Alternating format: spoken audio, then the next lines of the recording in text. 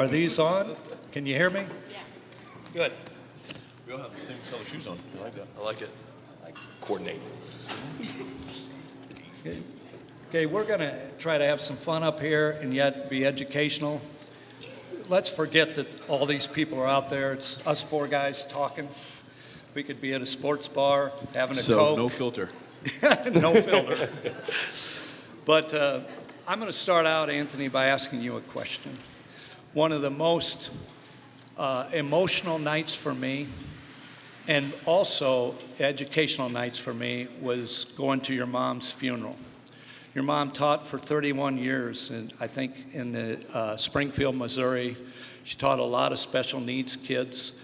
The funeral lasted for about 3 hours, but I got a chance to hear person after person after person talk about the influence that your mother had on them. And a lot of these were people that most of us would say we wouldn't necessarily spend time with, but she just looked at everyone as being important. She had a humility. The impact she had, one person had on a community, was amazing. Will you talk a little bit about your mom and her influence on you? Way to open it up with something light. Jeez.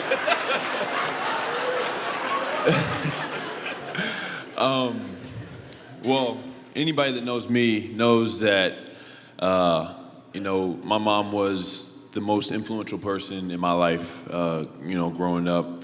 Of course, had a great relationship with my father as well. But my mom is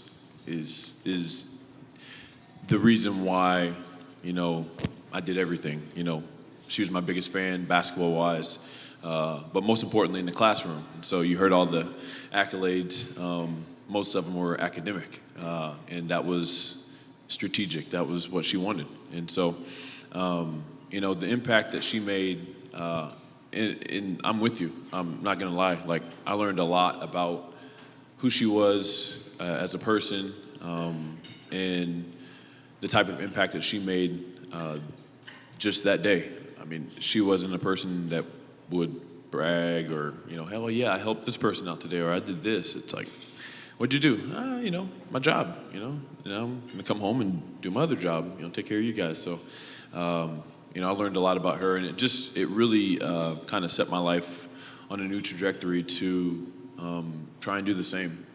Just be as impactful of a person as I can. And that didn't really mean, a great basketball player. It just meant just trying to impact as many lives as I can as I go through this thing. And so, hopefully whenever my day comes, it's a 4-hour funeral for all the people who want to, talk about all the ways that I impacted their lives. But I mean, that's just who she was, and it made, obviously a lasting impact on a lot of people.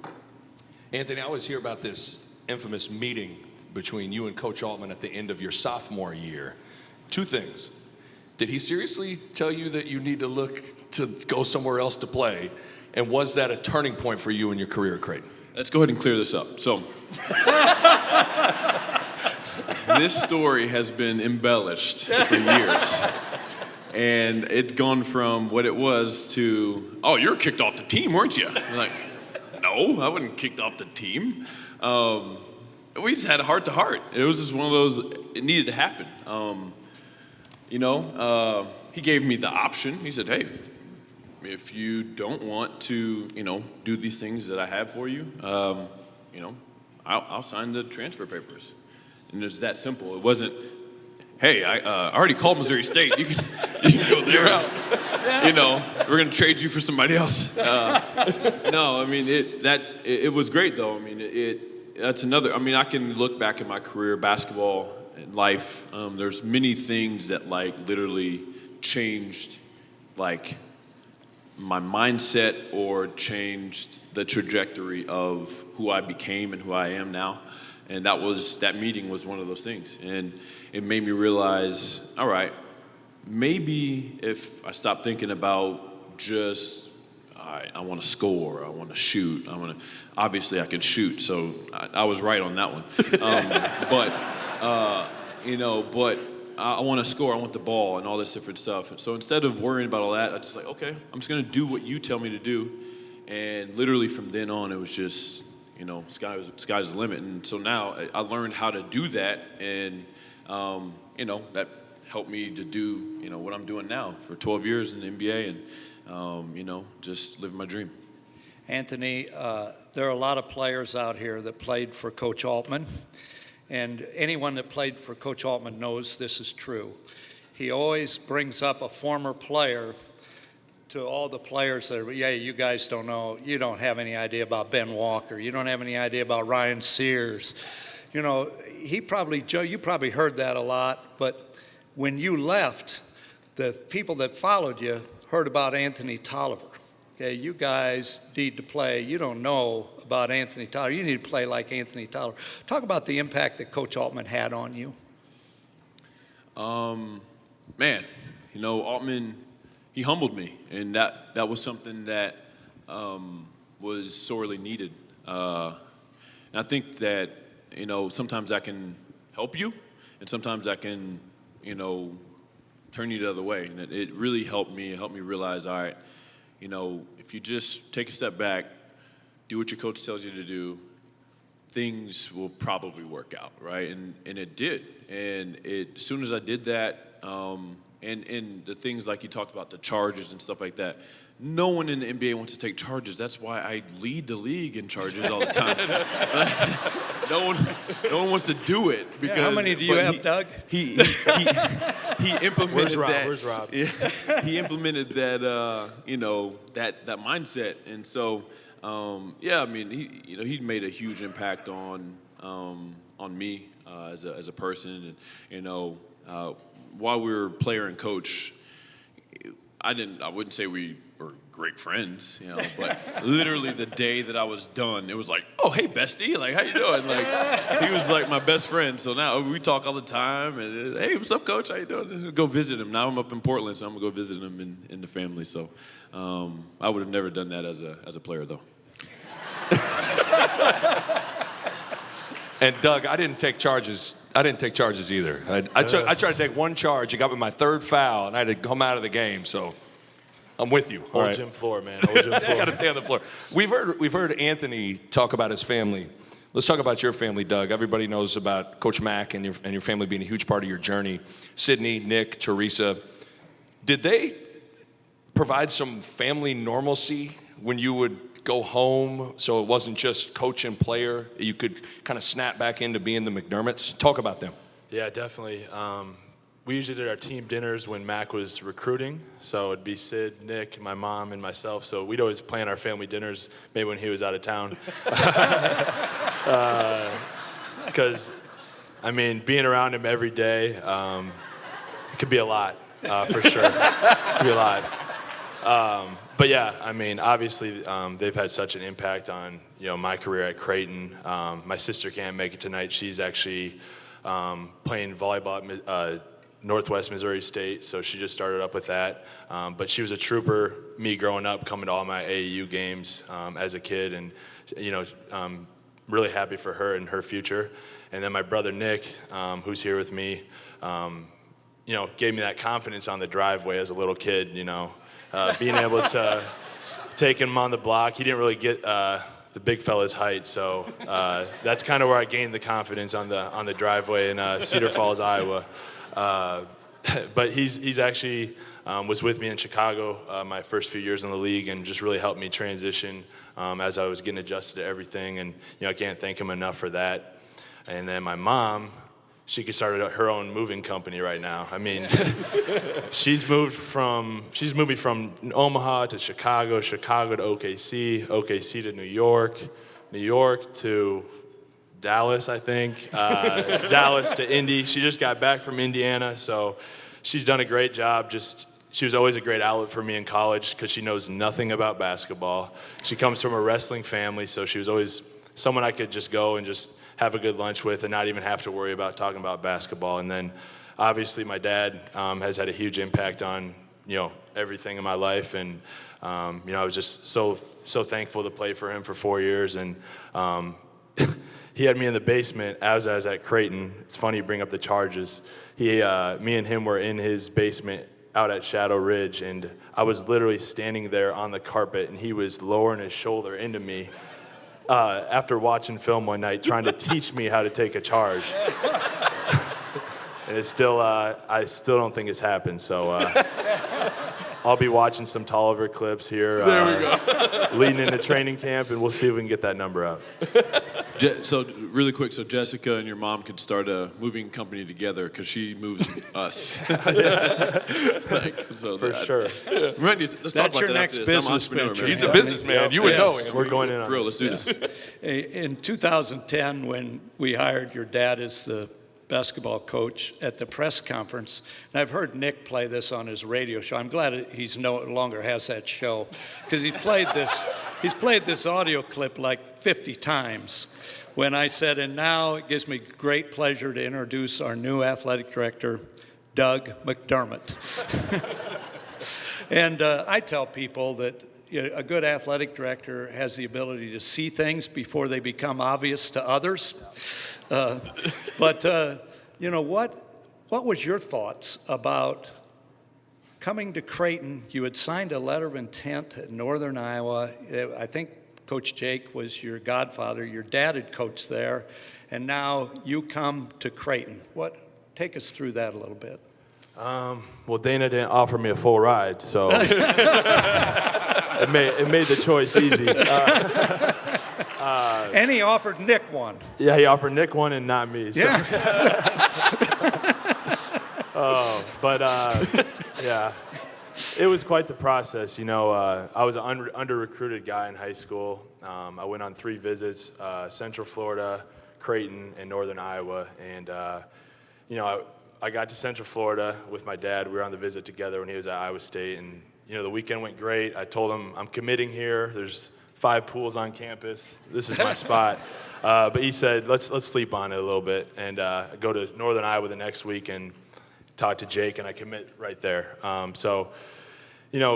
was planning on going to Northern Iowa. I had my roommate, everyone. I literally had summer school starting up probably in a few days, and I get the call from my dad saying that he's meeting with you in Des Moines the next day, and asked if I'd be interested in joining him. And I was like, hell yeah, right away. Right away. I already had a previous relationship with D-Rock, who was recruiting me in high school, and he always believed in me. And once I had that opportunity to hop on and be a Creighton Blue Jay, it was a no-brainer.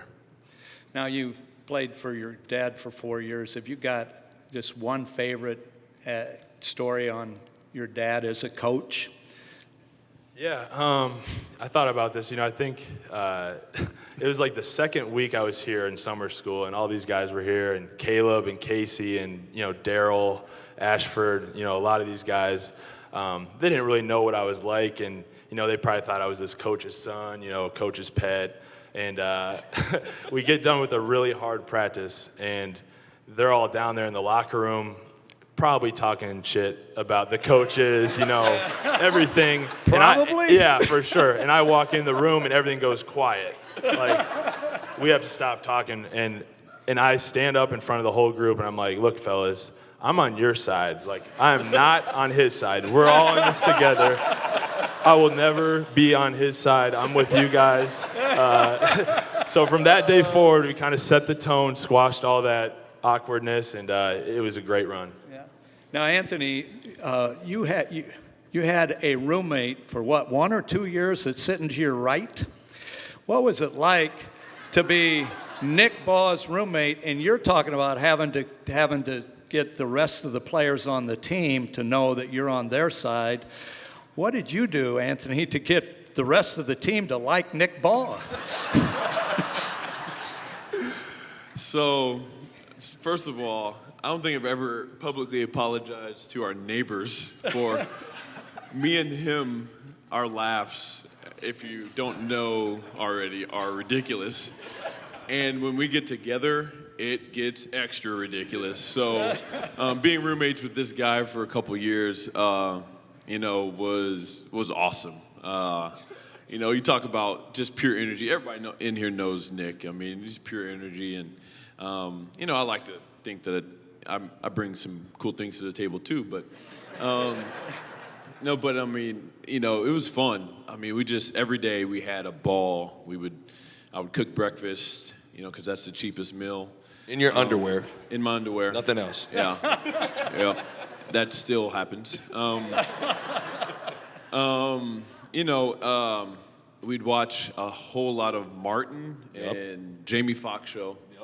Yep. So for a lot of people in this room don't know what that is.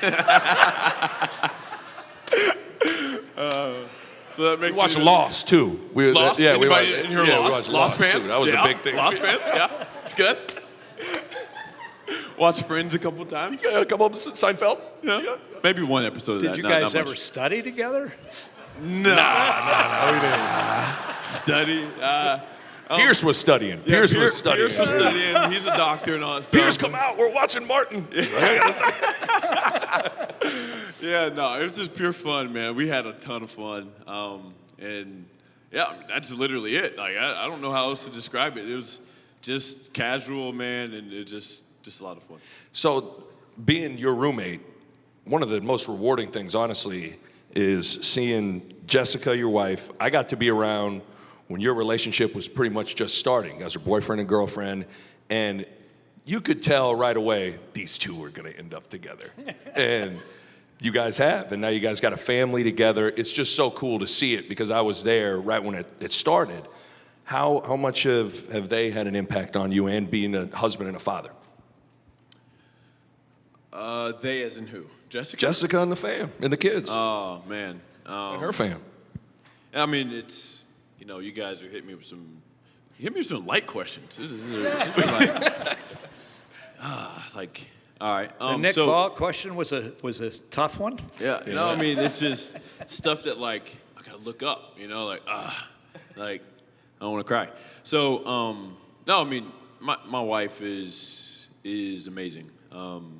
She, like I said, she handles everything, and I couldn't do what I do and live my dream without her sacrificing what she does. So, I'm gonna stop there, so I won't cry. Oh, come on. Yeah, Doug. Yeah, Doug. Yeah. That's great. Anthony's got a wife and kids. What? Anything on the horizon? Still here? on the market, still single. But in all sincerity, Doug, you had an amazing group of teammates. And being able to travel with the team during that time and see you guys behind the scenes, it was special. Austin and Ethan and Grant and everybody was just great. And you guys, that obviously translated onto the court. What was it? What was the special sauce? What clicked with that group? Oh man, we kind of all came in together, that core. Me and Jahens were roommates right from day one, and we just clicked right from the get-go. I think Coach D-Rock was recruiting Jay as well, and we both had a great relationship with him. So we just had a great little thing going, and half the time he'd be playing music and typing his papers due like in 4 hours. So I'd have to go somewhere else to Opus to sleep or something. But me and Jay had a great relationship. And then I've known Grant since I've been probably 13, 14 years old. We played on the same AAU team growing up. So when he had the opportunity to transfer back to Creighton, I knew it was going to be special. And obviously really happy for his success now with what he's got going on with OKC's G League. So that's a huge deal for Grant. But going back to your question, we all lived in the same, pretty much dorm, same area. My dad did a great job with, building a culture at Creighton where we were all a family. We got guys from Iowa, and then we got guys from Harlem, Devin Brooks, James Milliken, guys come in, Gregory from Venezuela, and we all just felt like one big family. And I think with what my dad did with setting the culture right away, just made it really easy for guys to buy in and hang out with each other off the floor. Doug, I try to ask all of our seniors, and I stated earlier that part of our business is to help players improve, individuals improve, not just in their sport, but as people. How did you think you changed from the time you came on campus as a freshman to when you left? What's the biggest changes that occurred as a result of being at Creighton? Yeah, I think just being around guys like Anthony and Kyle when they come back in the summer, just showing us, kind of paving the way for us, not just on the floor but off the court. When Kyle would come back and do his charity golf outings and we'd go over to North Omaha and help out with the Abide and paint the houses, I just felt like we did so much in the community that impacted Omaha in a positive way. And, I look forward to continue to do that as I'm getting older. And I think I just changed from kind of being this introverted kid my freshman year to, starting to expand my horizons, meeting new guys in class, really networking with my business professors. And I just felt like just met so many great people along the way that I, still stay in touch with. You had so much impact on so many people. What are you most proud of about your time at Creighton? Just proud of this, seeing everyone come back, not just for me, but for Anthony. I think just seeing so many familiar faces that have helped, build Creighton up. We've come a long way since the old gym. It's crazy, walking around down. We used to never go below 24th Street, and now everything these guys are doing are in a brand new facility. The roof center, just everything that has changed since I've been here. Just so proud of what these guys showed us and what we could show the younger generation and build here, and I think the best is yet to come. What do give it up. A-Train, simple question. Favorite basketball memory at Creighton? Was it a favorite game, favorite shot? What comes to mind? Well, I mean, it would have been me hitting the game winner today at the alumni game, but we didn't play with the NBA ball, so I'm gonna blame it on that. The reason why I missed it. Yeah, I mean that probably would have been number one, but I would say the game winner against Wichita. It was. Still to this day, the only buzzer-beating winning shot I've ever taken, mainly because I never have the ball in my hands. And that play wasn't for me either, so it just worked out really well. Good job, Coach. Way to draw that up. Perfect. I would say that just always sticks out because it was just awesome. I think we were down 23 in the first 6 minutes. I mean, it looked like we're gonna lose by 100, and Coach is like, hey, just keep chipping away. There's no 20-point shots. 10 up, 10 down, 20 up, 20 down. 20 up, 20 down. Keep playing. We're not gonna start that. We're gonna start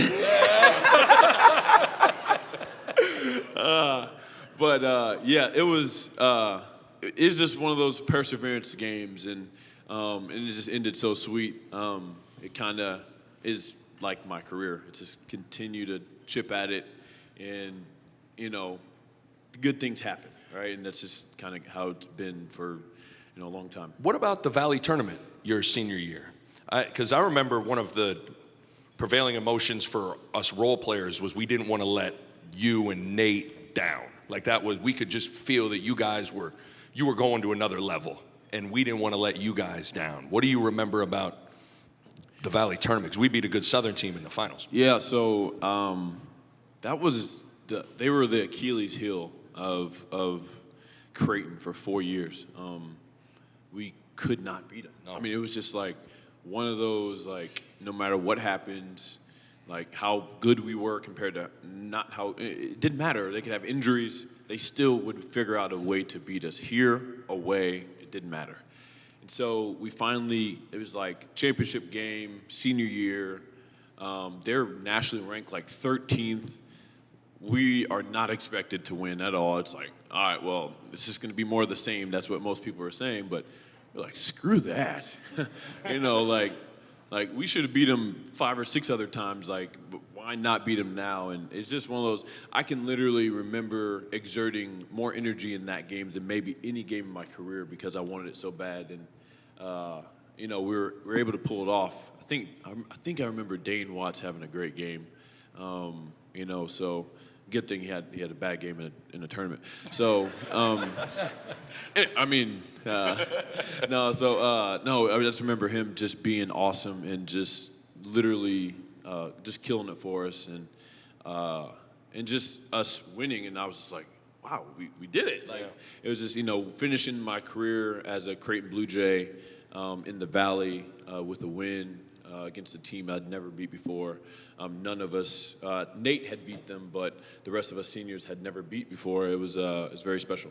You have such an interesting career because at Creighton, you were more of a pure center, 5-man. I mean, you'd face up, hit 15-footers, but you played in the paint primarily. You started shooting threes a little bit towards the end of your career, and now, 12 years, you're a three-point specialist in the NBA, a stretch 4. How did that happen? Like, take me into the first couple years when you finished at Creighton, that journey and how you evolved your game, because it's amazing to watch how you play now. Yeah, I mean, so I kind of have an old soul and a kind of a forward-thinking mind, and I remember thinking back in middle school, I was told, hey, you're probably going to be 6'8", maybe 6'9" at the most. So I knew I wasn't going to be huge. Like, I know most people think I'm huge, but like compared to the NBA standards. And so, I was a really good shooter in high school. They recruited me, and I think they were being honest. I don't know, maybe not Altman. But they recruited me to be a 3-4. Like, hey, we want you to be, come in, be the 4-man, maybe play a little 3, play on the wing, shoot, and do all this different stuff. And just over the years, they didn't recruit. Like, we didn't get a chance to, get bigger guys. And so you're like, you got to anchor this center. And so that was a part of the issue the first couple of years. It's like, no, I don't want to. I want to shoot, So it's just, just going back, thinking back, somebody talked about, the last 2 years, me, locking down on defense and stuff. None of that would have happened without this opportunity. And now, I take pride in being able to guard the Blake Griffins and the different guys that a lot of guys have trouble with on the post because, hey, I had a lot of practice at it, got really good at it, and it's helped, make me a complete player. So, absolutely. But, in the off seasons, it was always about thinking about what am I going to do at the next level. And so you never saw me shooting jump hooks in the offseason. It was always threes. It was always facing the basket. Because I always knew, I was like, as soon as I leave here, I'm going to flap my wings and be free. I'm going to shoot some threes. Great. Doug, what about you? Favorite basketball memory, game, shot? You got a bunch of them, man. Man, that's tough. There's so many. I think that Raggi game at Villanova is up there. That's something I still probably watch once a week.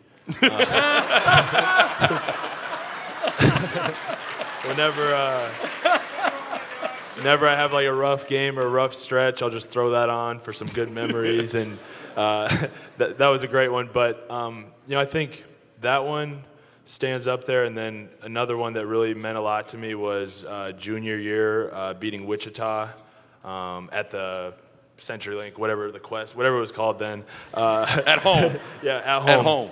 In front of you guys, and being able to beat Wichita. Whenever you beat Greg Marshall, it's a great day. So being able to beat them at home and then being able to beat them again in St. Louis the year they went to the Final Four, those are probably two of my favorite ones. Real quick, you told me something I'd never heard before. There was a little kid during warm-ups at Villanova. Tell everybody the story of the Raggi bomb night where you guys went nuts. This little kid? Yeah, there's a little kid sitting courtside at Wells Fargo.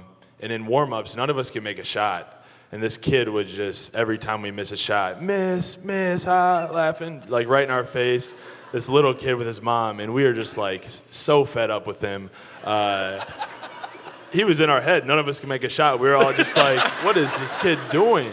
And we get out there. Ethan hits 7 in a row. Jay Wright has to call a timeout. It's like 30-5. And I look over at this kid and start like kind of bullying him. And he ended up walking out crying. Like he went up to the concession stand. I had my eyes on him. I felt so bad afterwards. And his mom actually brought him down after the game, and I gave him like my arm sleeve or something. So we made up, but that was just kind of a funny side story that I'll never forget. Hey, that kid is right here. Give it up for him. Appreciate the performance, the motivation. Yeah. Doug, you touched on being recruited by Coach DeVries. I know he did a lot of individual work with you. What did your relationship with Coach DeVries mean to you, and how did he help your development? He helped me a lot. He was one of the first guys to ever reach out to me in high school. That back then we were doing the BlackBerry Messenger. That's the way we got a hold of each other. So, I always appreciate him for being one of the first ones to reach out. And I think he witnessed my first dunk in my life. We were at an AAU tournament in Milwaukee, and I was coming down the lane and kind of dunked on some guy. And now every time when he sees me dunk in an NBA game, he'll be like, "That looked like 17-year-old Doug." And, and he was like in the stands as an assistant coach, kind of like cheering for me, like. So I'll always remember those days, and just spending a lot of time with him in the gym, at the old gym, and now to see his son Tucker growing up, being 6'6" or whatever he is, it's pretty cool to see, and he's got a great dad to work with. Yeah, Real quick, I want to give you an opportunity to talk about an assistant coach that meant a lot to you, and that's Coach Gordy. You should see, you don't get to see it, the pride that guy has in you, because he was the one that recruited you. Yep. Talk about Coach Gordy, your relationship with him, because that guy loves him some Anthony Tolliver. That's Uncle Gordy, guys. That's my unc, man. Yeah, definitely talked about different people and different things that, for the trajectory of my life and decisions that were made. He's right up there. You look back, it's like if he wasn't a part of the recruiting process, no offense, Altman, probably not going to end up coming to Creighton. When I got here, I thought there were going to be more black people. Gordy, thanks for tricking me into that one. But you're living with Nick Bob. Good news, he likes Martin, so there you go. Hey. You feel me? So, no, but, he's one of those guys that, I told my brother-in-law yesterday, I was like, just be around Gordy for 5 minutes and you'll realize why I came here. And that's just, everybody here knows Gordy, and they know, everybody knows this dude's crazy. He's talking about shooting people the other day. It was the funniest story I've ever heard. But yes, he's amazing. Just the most genuine person you ever meet, and wouldn't have met my wife, wouldn't have had kids. Just think about all the different stuff that, that relationship that started that brought me here. He out-recruited, some big schools. They started coming after me after, I started actually figuring some stuff out with these arms and legs. And, some of these bigger schools, and he kept at it and just kept on me. And I was like, I'm a big relationship guy. And so, I was like, even though these bigger schools are after me, it's, that guy Gordy, he's something's genuine about that guy. There's a lot of coaches that aren't like that. So, he meant a lot, and he still means a lot, and we still kick it, a lot. That's my guy.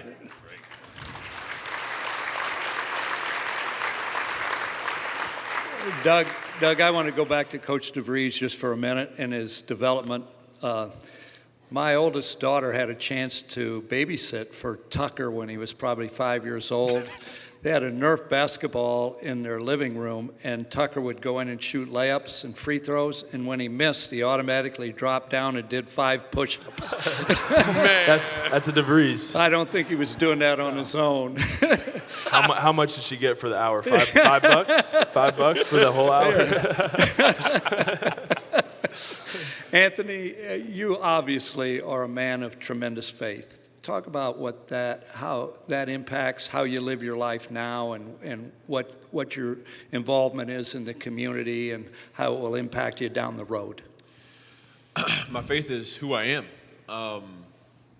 It impacts every part of what I do on a daily basis, how I approach life, how I approach situations, how even I play basketball. It's somebody who, I keep saying this, there's a lot of people in this room who have impacted my life. It's crazy. So Mike Siegfrieds is here from AIA, Athletes in Action, and met a couple who was one of the biggest donors to me when I went on my AIA trip with Dane Watts.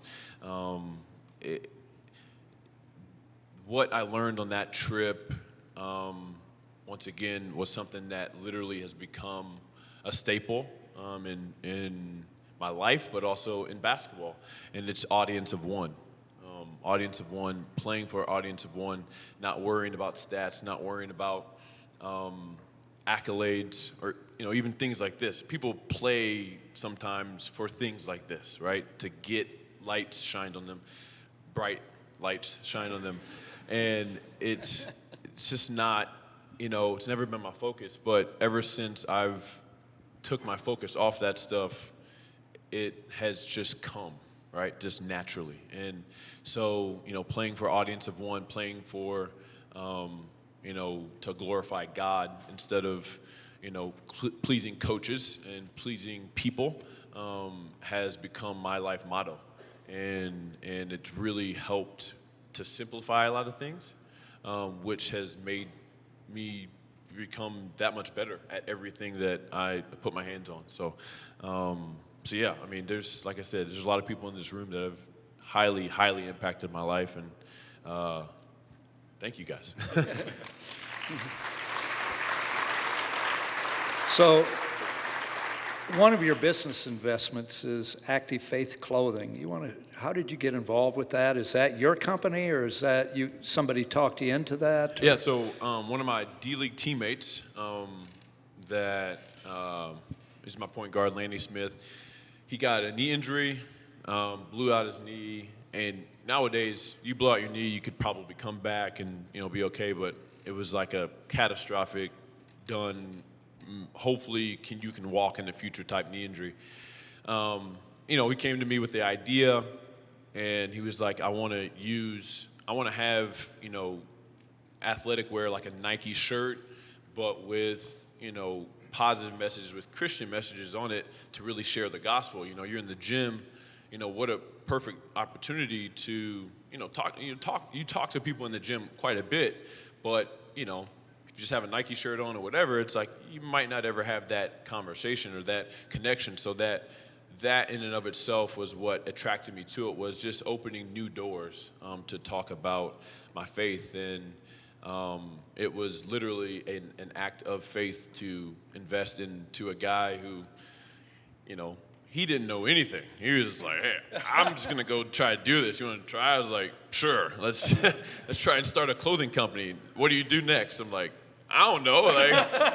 We can maybe figure this out over the next, hopefully 5-10 years. And we're still rolling, it's still going, and things are really, really good, still doing well. So, but that was the biggest thing for me. It was about trying to, impact people for the glory of God through the sport that God blessed me to play. So, I just try and do that not only through the clothing company, but through, other things that I do as well. That's awesome. Doug, let me preface this question with the closest I'll ever come to getting in the Creighton Hall of Fame is this right here. So I'm aware of my athletic ability. But you look at, you're not necessarily a 40-inch vertical guy. You're not the biggest, strongest, fastest, but yet you've been able to have a 3,000-point college career, 3-time All-American, Player of the Year, top 15 pick, been in the league for a long time. How? How have you been able to do it? Because I'd imagine one thing you and I have talked about, take everybody into the invisible moments at the old gym where no one was there. It was just you, it was the ball, and it was time to work, because I'd imagine that was a huge part of it too. For sure.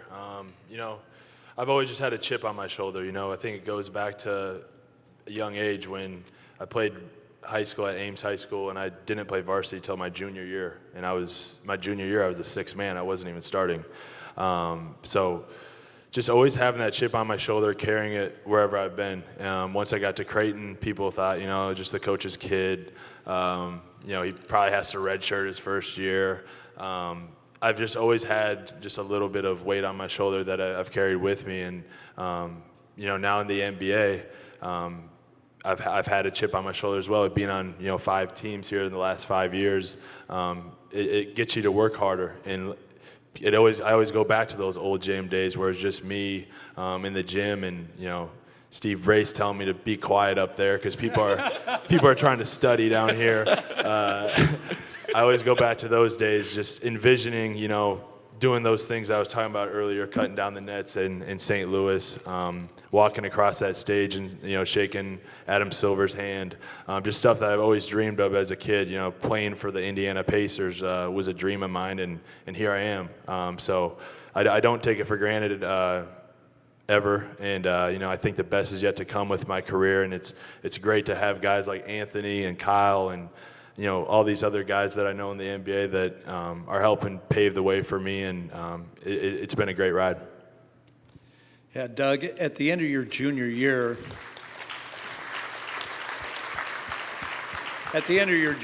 you could have gone pro, and yet you decided to come back. Take us through that thought process a little bit. I know it made at least 2 of us in the office really happy.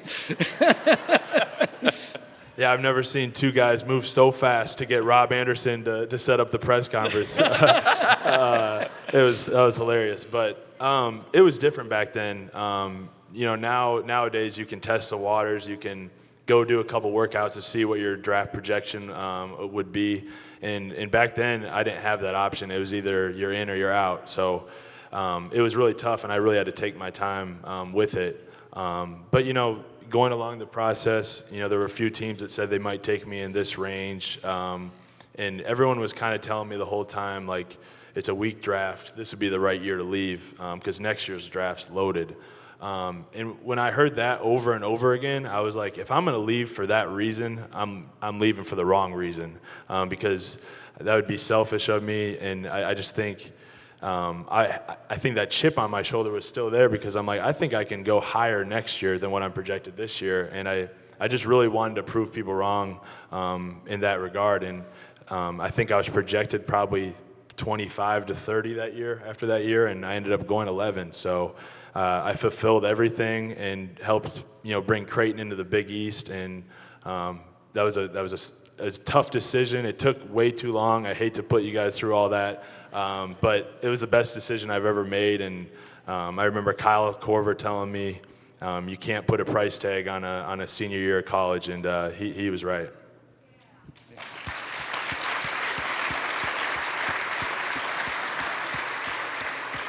I think that was the last time my vertical exceeded like 6 inches. For sure. Anthony, I asked you a little bit about active faith and your faith. You're involved outside of the NBA in so many things. What drives you to do that? Talk a little bit about some of these things. You're involved with youth. You got kid casters. You got youth camps.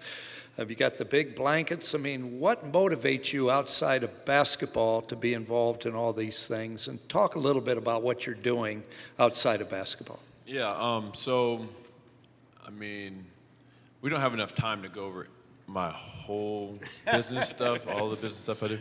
But yeah, I mean, it's just, I have a passion for it. I'm a serial entrepreneur. But,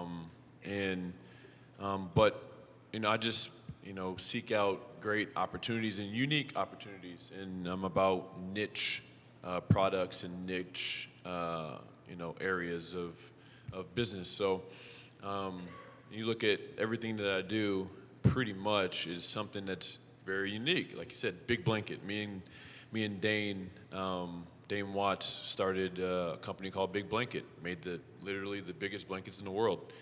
Why? Because we're huge. So why in the heck do we want these little tiny blankets?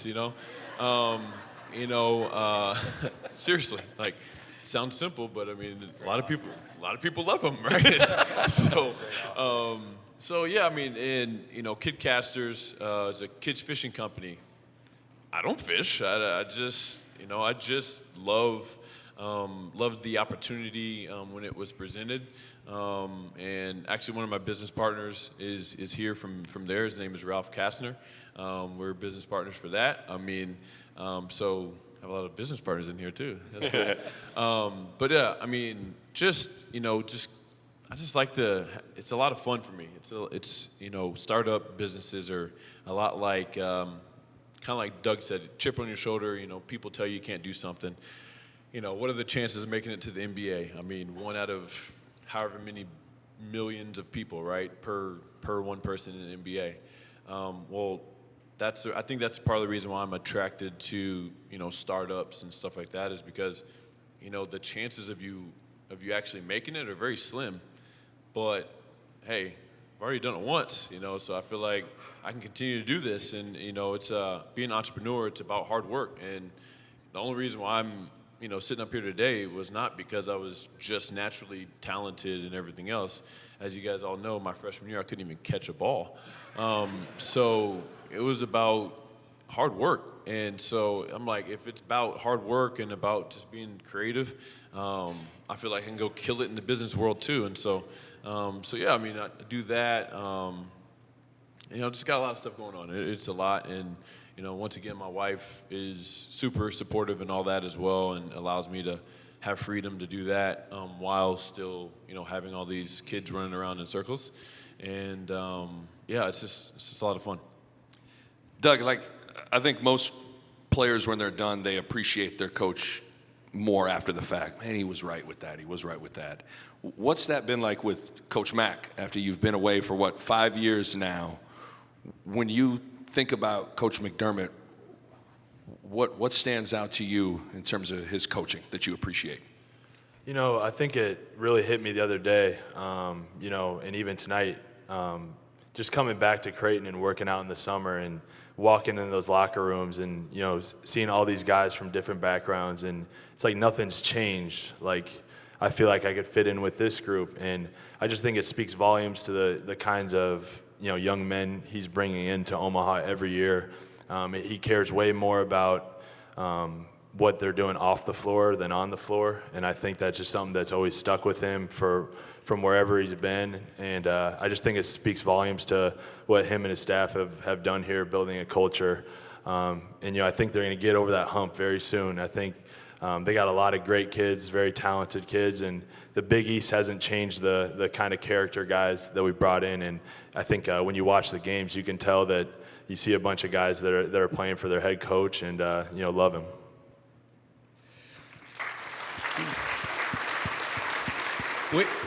We could probably continue this for a couple hours, but we're going to cut this off. But I hope we accomplished one thing, and that is for you to see that these two young men are not just outstanding basketball players.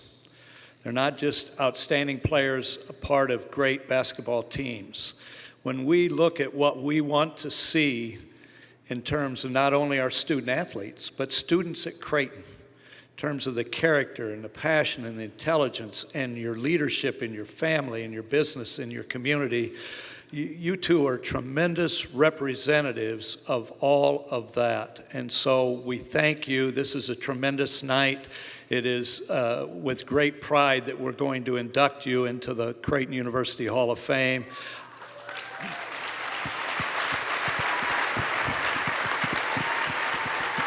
I'm going to have Mark Burgers bring the plaques up, but again, let's have one more ovation for Anthony Tolliver and Doug McDermott.